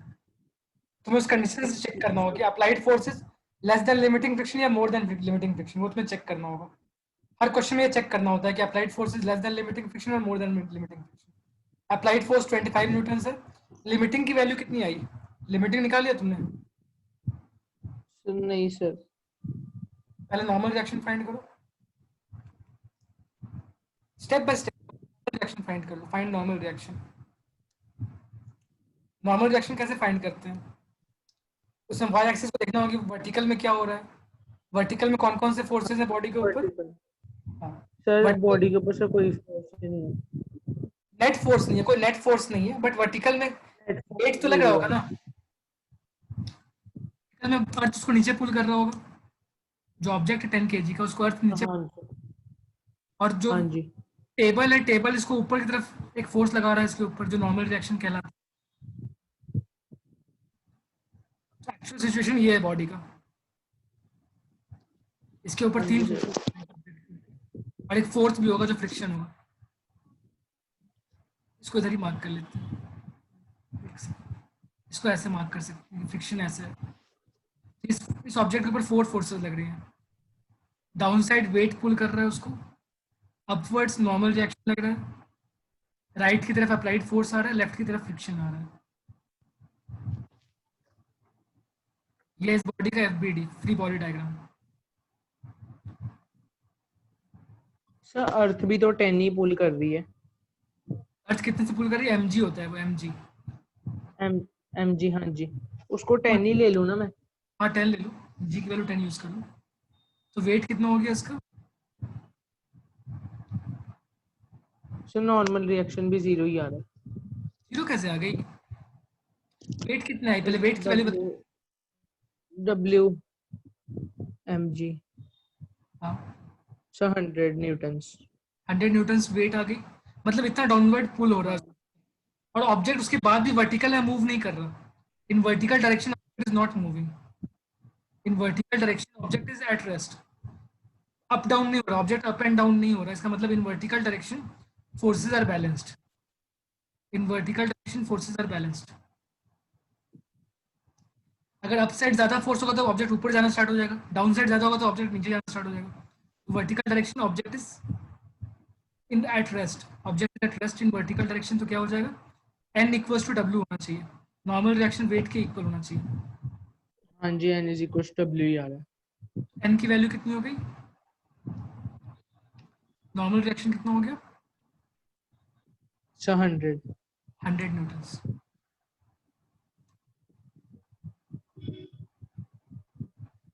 यहाँ तक कॉन्सेप्ट क्लियर है।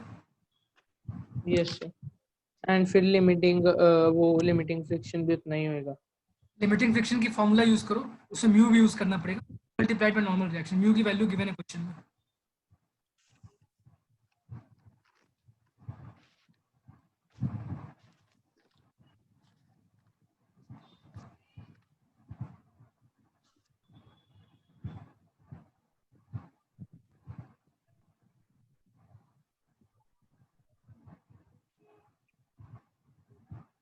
Twenty Newton's. करेक्ट, 20 न्यूटन्स हो गया लिमिटिंग फ्रिक्शन। अप्लाइड फोर्स कितना है, हमारे क्वेश्चन में अप्लाइड फोर्स कितना गिवन है, एक minute sir. Acceleration sir 0.5 metre पर सेकंड स्क्वायर है। नेचर सर किनेटिक है। करेक्ट। और फ्रिक्शन की वैल्यू कितनी है,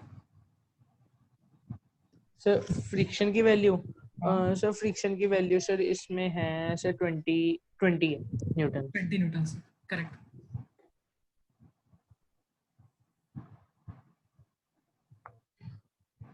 तो आप सीख गए फ्रिक्शन के क्वेश्चंस को सॉल्व करना।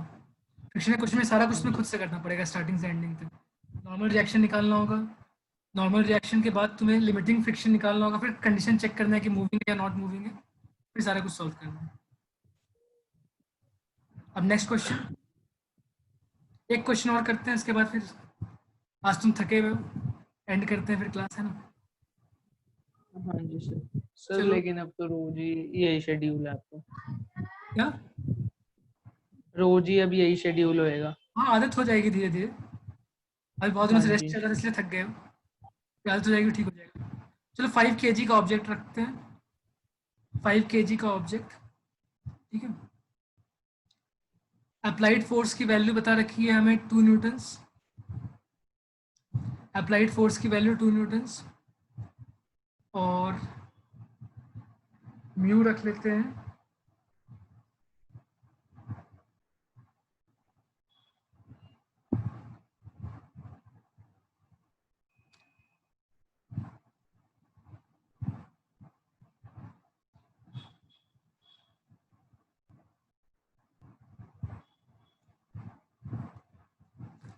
5 kg का object, 2 Newton's force, coefficient of friction 0.45, find the friction acting on the body, find the friction force acting on the body.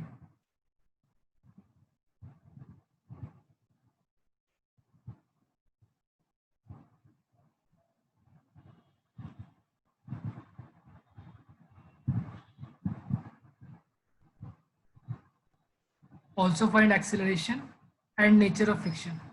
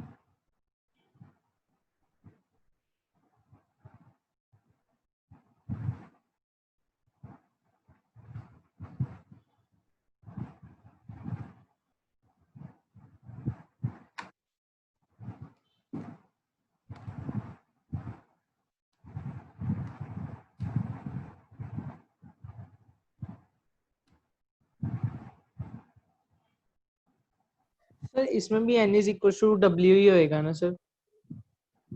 I equals to W होगा इसमें। हाँ जी सर।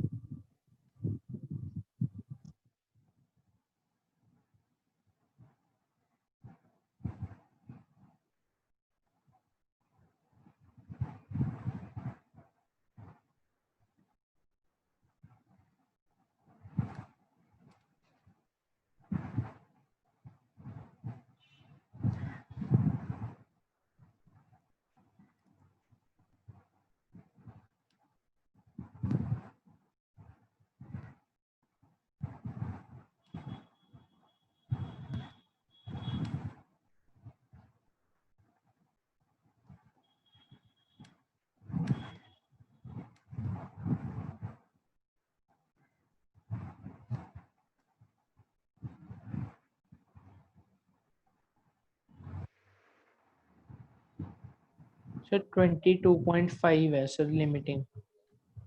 हाँ लिमिटिंग की वैल्यू 22.5 आ रही है। हाँ जी न्यूटन्स।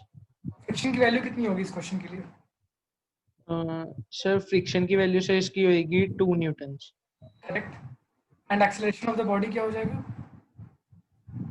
सर 0। ठीक है। नेचर ऑफ फ्रिक्शन कैसा हो जाएगा? स्टैटिक। स्टैटिक। करेक्ट। इस तरीके से पूरे स्टोरी को पहले एनालाइज करना होता है। मैंने तुम्हें वो वीडियो भेज दिया है जो इंटरव्यू वाला जो है, कौन सा? Okay David okay H C Verma, मैंने थैंक यू उसको सर। भेज दिया है। चलो ठीक है, यहीं यहीं पे एंड करते हैं आज का लेक्चर, उसको देख लेना आराम से। हाँ जी सर।